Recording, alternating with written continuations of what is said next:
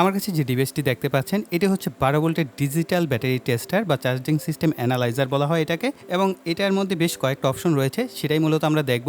তো বক্সের ভিতরে তেমন কোনো কিছুই থাকে না, একদম সাদামাটা আমাদের ডিভাইসটি থাকে। ডিভাইসের সাথে একটা ইউজার ম্যানুয়াল আছে। খুব দ্রুত একটা টেস্ট আপনাদের সাথে শেয়ার করা যাক। ধরেন আমার কাছে একটা লিড অ্যাসিড ব্যাটারি আছে, আমরা এটার মাইনাসের সাথে মাইনাস, প্লাসের সাথে প্লাস কানেকশন করে দিব। তো আমরা দেখতে পাচ্ছি আমাদের ব্যাটারিটা ডেড সিগন্যাল দিচ্ছে, তার মানে হচ্ছে এই ব্যাটারিটা ভালো না। এবং এখানে 5 ভোল্ট দেখালেও কিন্তু দেখেন ব্যাটারিটা ডেড সিগন্যাল দিয়েই যাচ্ছে। এখন আমরা একটা ভালো ব্যাটারি চেক করে দেখব। এটা মোটামুটি নতুন একটা ব্যাটারি, তো আমরা এইটার প্লাস মাইনাসের সাথে কানেকশন করে ফেলি।